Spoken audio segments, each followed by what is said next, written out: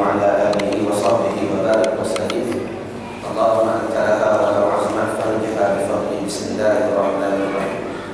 السلام عليكم ورحمة الله تعالى وبركاته. أعوذ بالله من الشيطان الرجيم. Baca semua. Bismillahirrahmanirrahim. Bismillahirrahmanirrahim. La ilaha illallah. Tiada Tuhan yang disembah dengan sebenarnya melainkan Allah. Muhammadur Rasulullah. Muhammad itu pesuruhnya Allah. Fi kulli lamhatin wa nafasin adada ma wasi'ahu ilmullah. Dalam tiap-tiap kelipan mata dan nafas yang keluar masuk, berbilang-bilanglah ilmu Allah. Hasbunallahu wa ni'mal wakil. Memadalah Allah bagi kami, Tuhan sebagai wakil. Ni'mal maula, sebaik-baik pelindung. Wa ni'man nasir, dan sebaik-baik yang memberi pertolongan. Ya mu'allima Ibrahim, mal hikmata 'allimni. Wahai Tuhan yang mengalimkan Nabi Ibrahim dengan hikmah, maka alimkan kami. Allahumma salli ala, Allahumma salli ala. Jangan baca dengan biasa baca maaf. Kalau luar sembahyang dimaafkan, dalam sembahyang ditakuti boleh merosakkan sembahyang. Dekat solat tak ada satu. Dan Allahumma salli, Allahumma salli. Jangan baca maaf, baca maaf. Allahumma salli ala, Allahumma salli ala sayyidina wa maulana Muhammadin wa ala alihi wa sahbihi wa barik wa sallim. Ilahi anta maqsudi wa ridhaka matlubi. A'tini mahabbataka wa ma'rifatak. Rabb wa ma'rifatak. Tuhanku, kepadamu maksud pengajianku, dan hanya keredaanmu yang aku tuntut. Tuhanku, kepadamu tujuan kehidupanku, dan hanya keredaanmu yang aku tuntut. Tuhanku, kepadamu maksud dan tujuanku, dan hanya keredaanmu yang aku tuntut. Karuniakanlah kepadaku kasih kepadamu dan mengenali dirimu. Alhamdulillah, segala puji dan syukur bagi Allah Subhanahu wa taala, Tuhan yang telah memilih oleh Dia dan menghimpunkan oleh Dia kepada kita pada malam ini dalam satu majlis ilmu yang mudah-mudahan pertemuan yang sebentar ini dirahmati, diberkati serta diridai oleh Allah Subhanahu wa taala. Yang kedua, alhamdulillah, setelah lama kita berpisah, maka tak dapat tidak Allah Ta'ala menghimpunkan pula oleh Dia kepada kita yang bertemunya kita pada malam ini pada tanggal berapa Januari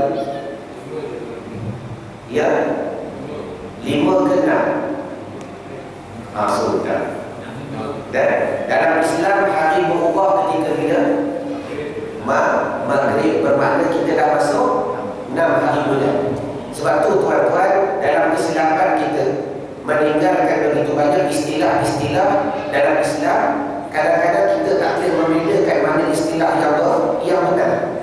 Sebagai contoh, Ustaz Imam Amir kata minggu depan nak buat qiyamul lail. Maka ditanya orang, Ustaz kita nak buat pukul berapa? Ustaz Amir jawab nak buat pukul 3.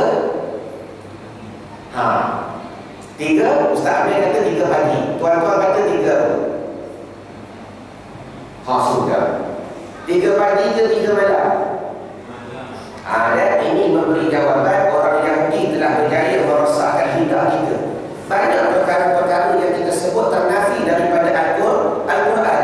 Sedangkan Allah Ta'ala berfirman, aku turun pada hamba-Ku sepertiga malam. Dalam Islam, pukul 3 malam, pukul 4 malam, pukul 5 malam, pukul 6 subuh, pukul 7 pagi. Orang putih dah wasakkan kita, pukul 3 pagi, Allahumma salli ala Muhammad. Jadi inilah istilah-istilah yang perlu kita perbetulkan. Pukul 3 malam, pukul 6 subuh, pukul 7 baru pagi. Jadi begitu juga, walaupun pada zahir hari ini 5 hari bulan, dah kita berpegang berubahnya hari Islam bila pada waktu maghrib. Jadi alhamdulillah dipertemukan oleh Allah Ta'ala kepada kita pada malam ini pada tanggal 6 Januari 2014. Bila sebut berkenaan Januari ini tuan-tuan, walaupun kita telah melangkaui bulan Muharram yang kita telah masuk lebih kurang pada pertengahan bulan Safar, dan kita berada pula pada malam ini pada tanggal ataupun pada awal Januari bersamaan bulan 2000 tahun 2014. Bila sebut berpindah daripada satu tahun kepada tahun yang lain, pertama sekali hamba yakin nescaya timbul sekelumit pada hati hamba, pada hati Ustaz Amir, pada hati tuan-tuan muslimin, muslimat dan sebagainya satu perasaan yang kadang-kadang perasaan ini datang saban tahun, yakni bila mana masuk kita kepada tahun yang lain, pertama sekali kadang-kadang timbul satu perasaan ingin berubah dengan makna mudah-mudahan ya Allah tahun baru ini lebih baik daripada tahun yang lepas. Dan sebagaimana kata Nabi SAW, jadikan hari kamu lebih baik daripada hari yang semalam, jadikan minggu ini lebih baik daripada minggu yang lepas, jadikan bulan ini lebih baik daripada bulan yang lepas, dan jadikan tahun ini lebih baik daripada tahun yang lepas.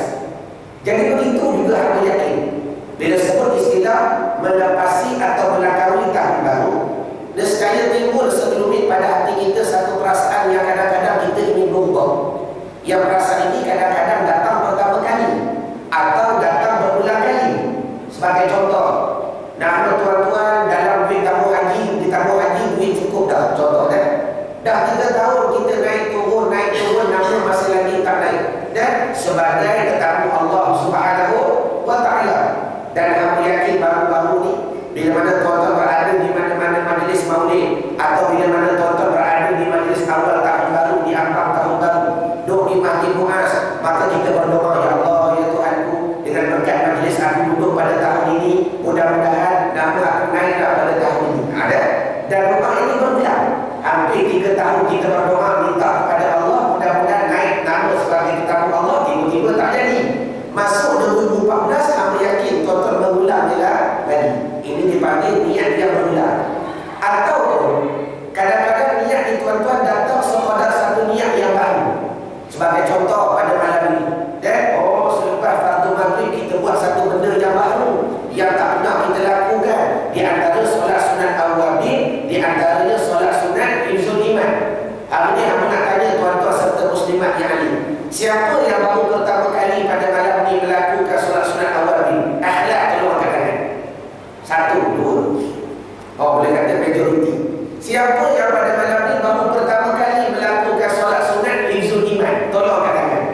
Alhamdulillah. Maka bersyukurlah kepada Allah Subhanahu wa Ta'ala, tuan-tuan menjadi pilihan Tuhan pada malam ini untuk menambahkan amalan yang telah pastinya malam ini lebih baik daripada malam semalam, yang telah pastinya tahun ini lebih baik daripada tahun yang lepas.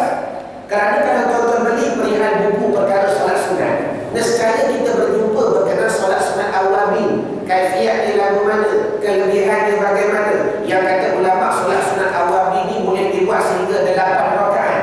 Cuma bagi menghidupkan akad dia,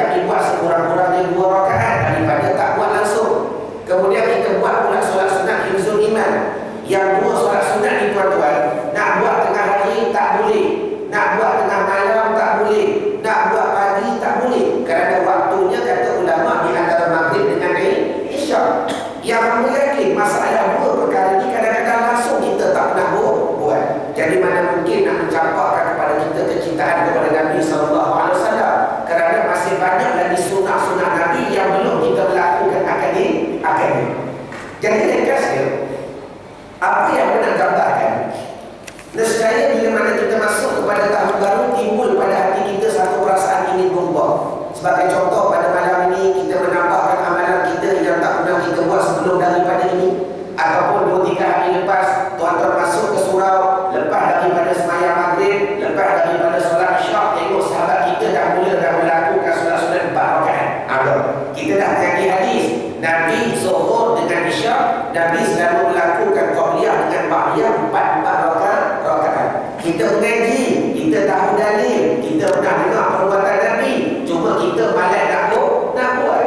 Cuma baru ni bila mana tengok sahabat dah mula buat, terdetik pada hati kita, ya Allah, ya Tuhanku, seronok tengok kawan-kawan dah mula sembahyang sunat 4 rakaat.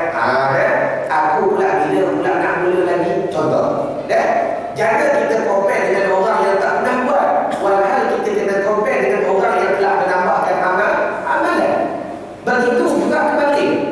Contoh hari kami baru-baru ni, jumpa Ustaz Amir, jom nak pergi belanja makan. Tiba-tiba Ustaz Amir lewat apa, dia kata, maaf dah haji, anak so'im. Saya sedang berpuasa. Dengar dia berkata begitu, terdetik pada hati kita, ya Allah, ya Tuhanku, aku lama dah teringat nak puasa istiqamah ni, dok teringat, tapi pernah buat dah? Dan pernah tak berusaha melakukan akan ni? Tidak. Ada dah kadang-kadang buat, tapi banyak tak buat daripada buat. Jadi pertama sekali hamba yakin, persoalan ini sentiasa timbul pada hati kita pada tiap-tiap awal tahun baru, yang kita mengharapkan peningkatan amalan kita daripada tahun ke tahun demi tahun dan sebagainya. Cuma bila mana kita sampai hujung tahun, hamba yakin timbul pula persoalan yang timbul pada tahun baru itu. Dan bila masuk hujung tahun, tengok masih lagi tahun tambah, amalan lalu tu juga dulu kini selalu. Jadi ringkasnya tuan-tuan, kenapa berlaku perkara-perkara begini? Maaf hamba nak berkata, kerana kebanyakan di antara kita, termasuk hamba juga kalau tak mengaji, kita tak mengikut kaedah yang betul bagaimana untuk berubah. Kerana apa? Nak menggambarkan dalam Islam, jangan kata benda besar tuan-tuan, benda kecil pun semua ada kaedah, benda kecil pun semua ada syarat. Jangankan benda agama, benda dunia pun kena ada kaedah. Ni kalau tayar kereta pancing, contoh, boleh tak tuan-tuan jack dahulu kereta baru longgar kat situ? Syekh Azri, boleh tak? Tak boleh, berpusinglah tayar sekali. Bermakna kena longgar kat situ dahulu, agak-agak dah longgar punat, baru kita jack kereta naik. Nak beri faham, benda dunia pun memerlukan kaedah, apa tak lagi benda akhirat.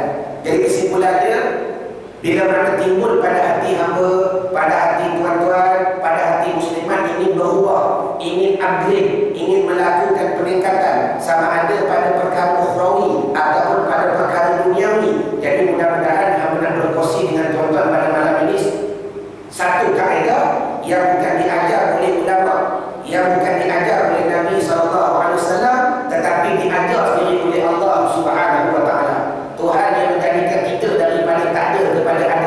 Tuhan yang tahu di mana lemahnya kita, Tuhan yang tahu di mana kurangnya kita, Tuhan yang tahu di mana sakitnya kita. Dan Tuhan tahu mana lemah, Dia sendiri juga menyediakan kelebihan. Dia tahu mana sakit, Allah Ta'ala sendiri juga menyediakan penyembuhan. Dia tahu mana kurang, Dia sendiri juga mengadakan penambahan. Jadi mudah-mudahan mana yang ada pen buku, tolong salin kaedah ini. Mudah-mudahan kita boleh beramal bermula pada hari ini.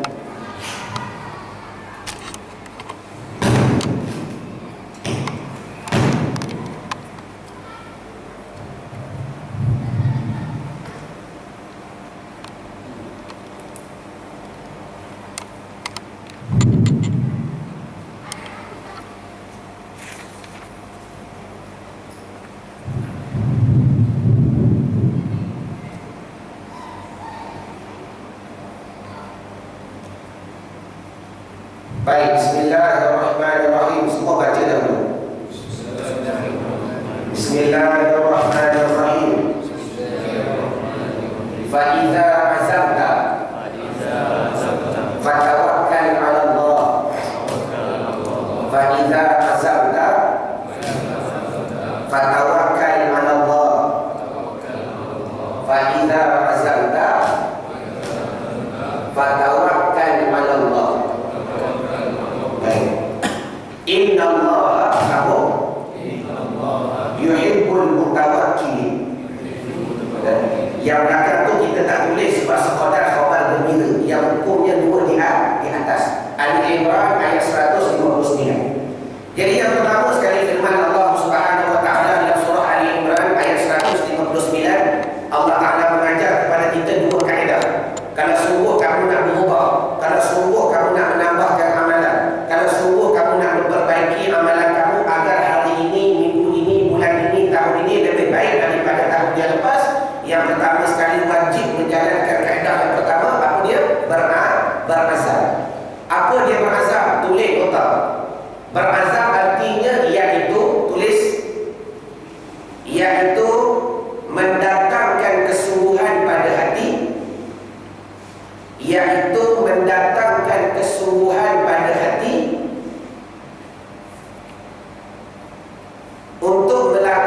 akan dia, untuk melakukan akan dia perkara itu. Baik.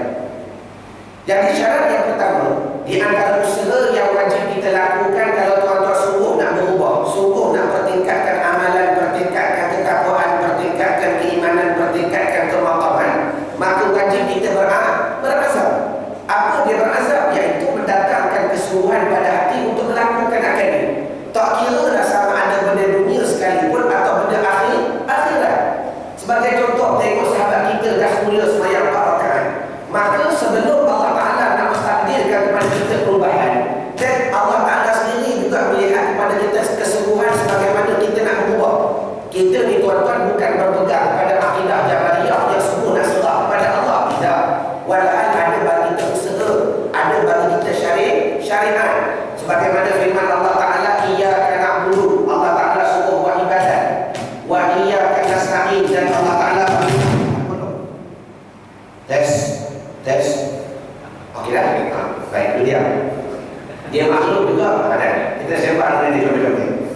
Pertama sekali Tuhan kata, iyyaka na'budu, oi manusia, sembah aku, ibadat, usaha.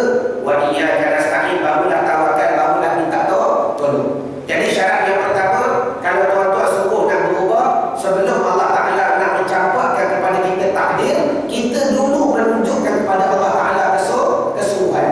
Sebagai contoh, baru-baru ni tuan-tuan 2 bulan lepas hamba menghadiri satu haul dan yang dilakukan di stadium Bukit Jalil Putrajaya yang dihadiri oleh begitu banyak habaib. Diringkaskan cerita bila mana pada malam tu satu tausiah yang diberi oleh Habib Tahir Al-Haddad yang nak petik tausiah beliau, nak bawa kepada tuan-tuan sekadar peringatan dan sekadar membawa kepada hati kita sungguh kita nak berubah atau tidak. Maka dengan ringkas cerita, Habib Tahir Al-Haddad pada malam tu memberi tausiah dan tazkirah. Dia kata apa? Ni ribuan yang datang pada malam ini atas dasar menzahirkan kecintaan kita kepada Nabi SAW. Kalau benar kita cinta kepada Nabi, adakah telah kita menjalankan sunnah Nabi, sama ada sekecil-kecil sunnah ataupun sebesar-besar sunnah? Maka bertanya Habib Tahir Al-Haddad pada malam itu, di antara tanda kecintaan kita kepada Nabi SAW, berapa ramai di antara kalian yang hadir pada malam ini yang terdapat di dalam poketnya as-siwak? Berapa ramai yang hadir pada malam ini, kata Syekh, yang terdapat di dalam poketnya kayu sunggi?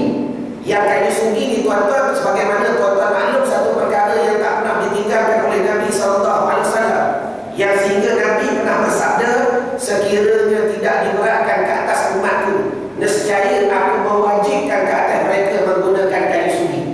Ulang balik maksud hadis, sekiranya tidak diberatkan ke atas umatku, nescaya aku mewajibkan ke atas mereka menggunakan kayu sunggi. Jadi kesimpulannya tuan-tuan, bukanlah hamba nak bertanya kepada tuan-tuan pada malam ini, tuan-tuan pernah guna kayu sunggi ke tidak. Bukan itu maksudnya hamba nak bawa data.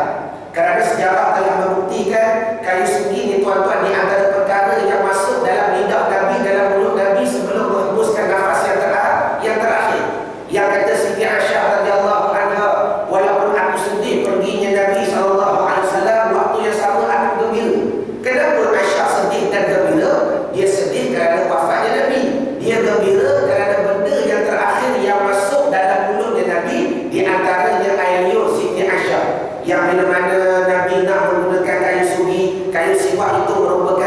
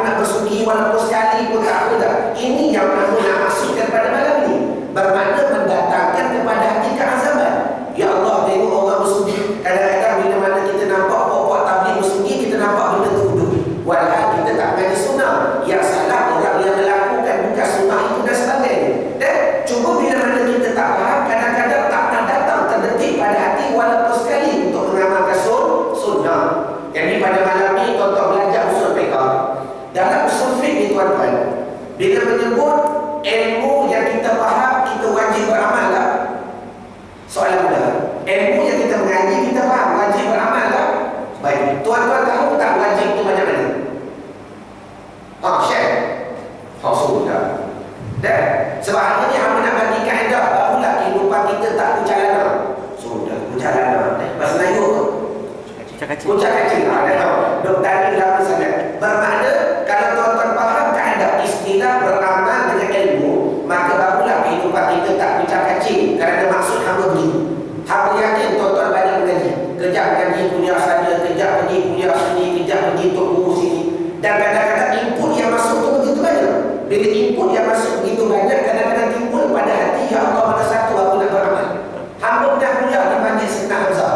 Satu hamba Allah datang, dia kata, Ustaz, saya mengaji terlampau banyak, kadang-kadang sampai minta dengan Allah, ya Allah, bagilah aku tidur dalam kuliah. Dia minta dengan Allah, kadang-kadang tak sanggup dia dengar. Bila dengar, nak beramal. Bila nak beramal, kadang-kadang waktu tak ada, masa tak ada. Sedangkan amal yang sedia ada dah begitu banyak. Nak tambah lagi dengan amalan yang baru. Sampai dia minta, Ustaz, boleh ke saya minta dengan Allah supaya saya tidur dalam kuliah? Allahumma salli ala Muhammad. Jadi hari ini belajar usul fiqah. Kalau hamba salah, Ustaz Amir boleh tolong betulkan. Dalam usul fiqh, wajib beramal dengan ilmu. Kata ulama, memadai walaupun satu kali. Memadai walaupun satu kali. Contoh begini. Tuan-tuan tiap-tiap selepas subuh, contoh, memang dah ada amalan khususnya untuk baca Quran. Tiap-tiap pagi kita baca Quran 3-4 muka, 3-4 muka, contoh kan. Tiba-tiba hari tu pergi kuliah, satu ustaz ni dia bagi amalan.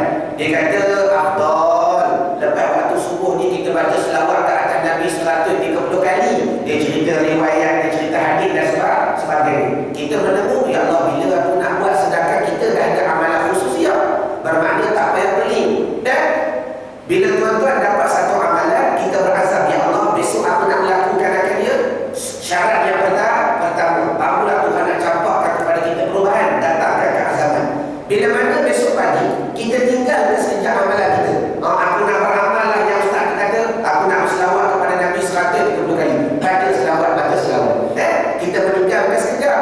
Kemudian setelah kita beramal, masuk lusa hari, kembali kepada amalan yang asal. Barulah kehidupan kita teratur. Barulah tak pergi pada satu, aku nak beramal. Mari Ustaz ni kata begini, mari Ustaz ni kata begini.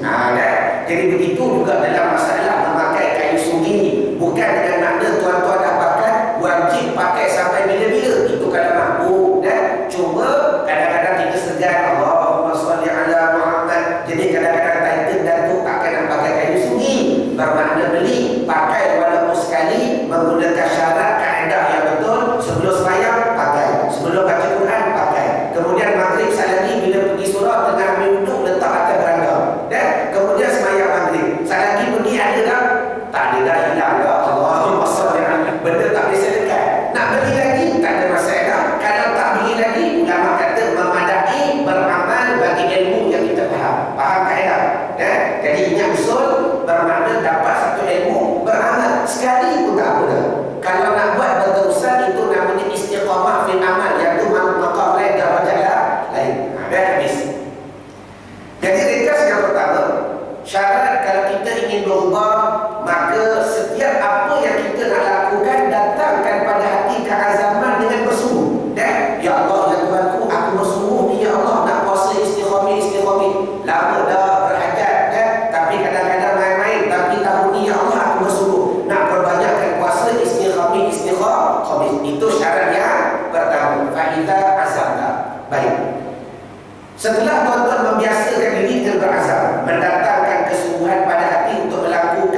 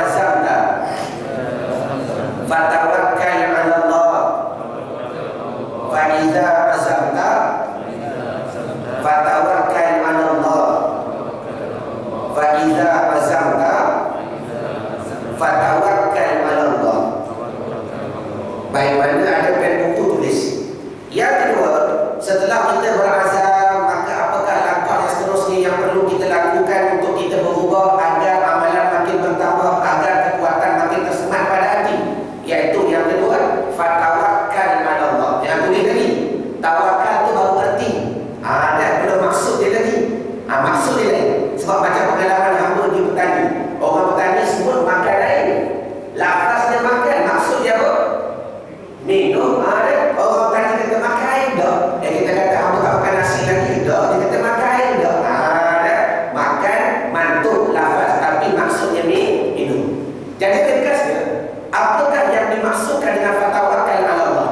Pengalaman hamba ketika belajar di Aceh yang telah disyaratkan oleh Abu Ya Amran Wali, anak kepada Abu Ya Muhyiddin Wali. Sebut Abu Ya jangan negatif tinggi. Kerana kita maklum dah yang berlaku di Malaysia bila sebut Abu Ya untuk tergambar Al-Qam tu. Abu Ya ditonton gelaran. Macam kalau di Semenandung Malaysia, orang panggil ulama ni Tok Guru. Kalau di Petani, orang panggil ulama ni Baba. Dan kalau di belah-belah Jawa sana dipanggil ulama ni Kiai. Tapi kalau di belah Aceh, mereka lebih bersera dengan panggilan Abu. Ada